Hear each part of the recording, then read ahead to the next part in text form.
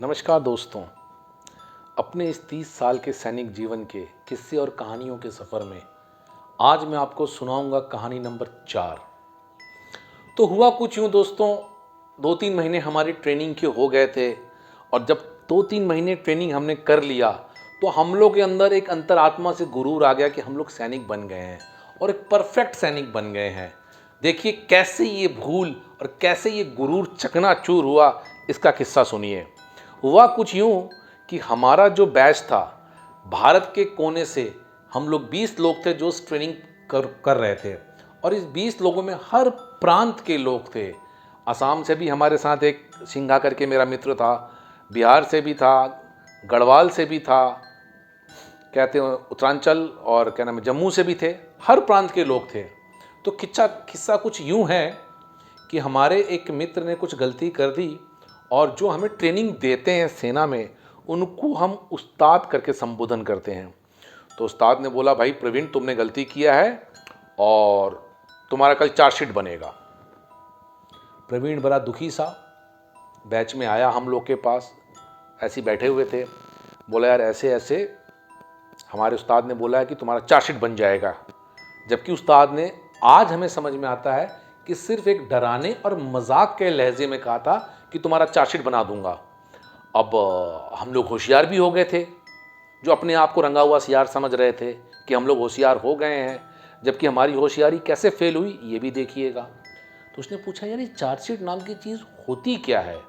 अब कहते हैं कि हिंदी में बड़ा प्यारा सा एक मुहावरा है कि अधजल गगरी छलकत जाए।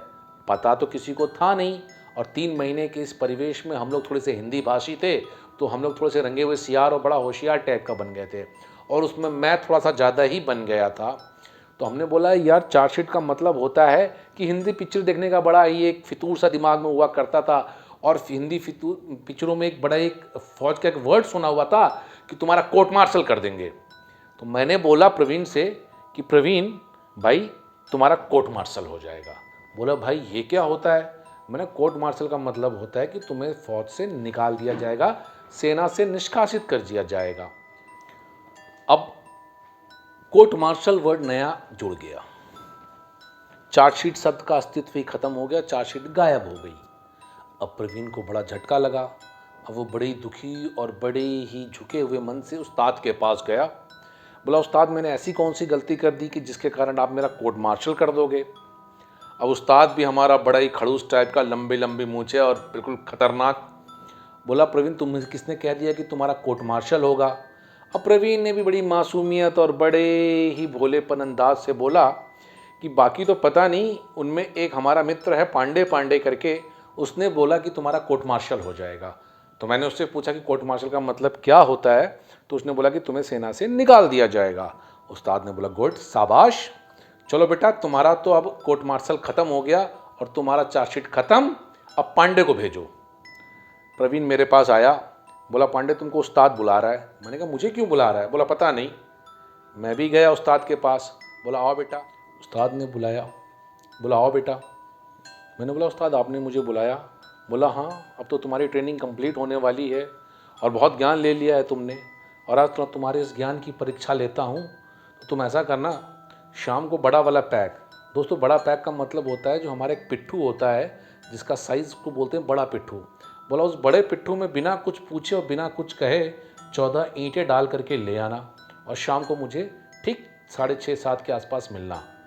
अब उस्ताद ने बोल दिया तो लेकिन किंतु परंतु का तो कोई सवाल ही नहीं था। मैं अपना 14 ईंट डाल करके और शाम को पहुंच गया उस्ताद के पास। उस्ताद ले गया मेरे को ड्रिल ग्राउंड में और उसके बाद उस्ताद ने मुझे जो रगड़ा, जो रगड़ा, दोनों घुटने और दोनों कोहनियाँ, मतलब ये आलम हो गया कि छिल गई, उसमें से ब्लीडिंग हो गई। और बोला हाँ बेटा, इसीलिए बोलते हैं ज्ञान उतना ही पे लो जितना ज्ञान तुम्हें पता हो, ज़्यादा ज्ञान पे लोगे तो यही हाल होगा। तो दोस्तों वो भी बड़ा यादगार लम्हा था। इसीलिए मेरी भी आप लोगों से रिक्वेस्ट है कि ज्ञान उतना ही दीजिए जितना आपको पता हो, और जितना ना पता हो उतना ज्ञान किसी को मत दीजिए। और आज भी मुझे मेरे घुटने और कोहनियाँ जब देखता हूँ तो मुझे मेरा वो उस्ताद याद आता है, और वो पनिशमेंट के तौर पे याद नहीं आता है, वो याद आता है एक सीख के तौर पे कि भैया मेरे ज्ञान उतना ही दो और ज्ञान जितना हो उतना ही बांटो, फालतू का ज्ञान किसी को मत बांटो। और इसी के साथ दोस्तों मैं अपने इस चौथे वीडियो को भी विराम देना चाहूँगा और आप लोगों से रिक्वेस्ट है कि अपने कमेंट्स ज़रूर दीजिएगा। और इसी के साथ दोस्तों, जय हिंद, जय भारत।